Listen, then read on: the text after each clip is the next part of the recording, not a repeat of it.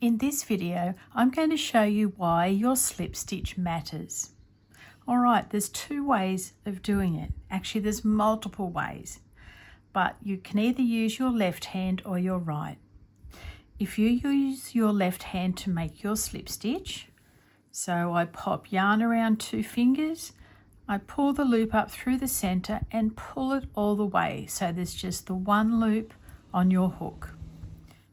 Now we're going to make a standing double crochet because I'm starting a new round with a new colour. So let's just do a double crochet in the corner of that little granny stitch.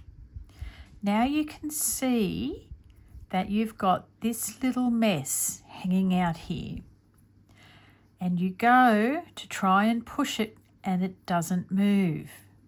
All right, so then you find over time that you are gathering all this excess yarn at the end of every row, and it can become hard to disguise. Okay, so you would go along your merry way thinking everything's fine. Oh, I'll just pop that little mess in and it doesn't move. Okay, that's because we started that slip stitch in our left hand. When you start your slip stitch in your right hand, you're changing the direction of the yarn, okay? By swapping hands, you're alternating which way you're using the yarn. You're making a slip stitch in this hand, you're using the working yarn. Now, if you're making a slip stitch coming from the right hand, you're popping the yarn end as the working yarn. Okay, I hope that makes sense. This side, I'm using the working end to make the slip stitch, and it doesn't allow you to move the slip knot. Whereas if you make the slip stitch holding it into your right hand first, you're wrapping the yarn end around your fingers, and this yarn end allows you to have a movable slip knot, which looks a whole lot better. So let's try it on for size. So I'm just making a slip knot. It looks exactly the same here, but you will find already that it is movable.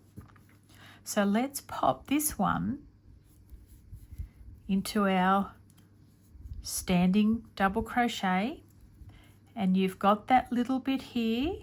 All you need to do is just pull it gently and push the little knot and it disappears. So there you have a much neater slip knot to deal with. When you come around to the end, you find that your work is a whole lot neater and you don't have this unsightly volume of yarn to deal with. All right, so that's the difference between making a slip stitch coming from holding it in your left hand or holding it in your right. You're still making it on your left hand fingers, but it's the direction of the yarn that you're using, which is the difference. Okay, I'm going to go off and see you very soon in the next video, which is going to be all about the invisible finish. I'll see you really soon.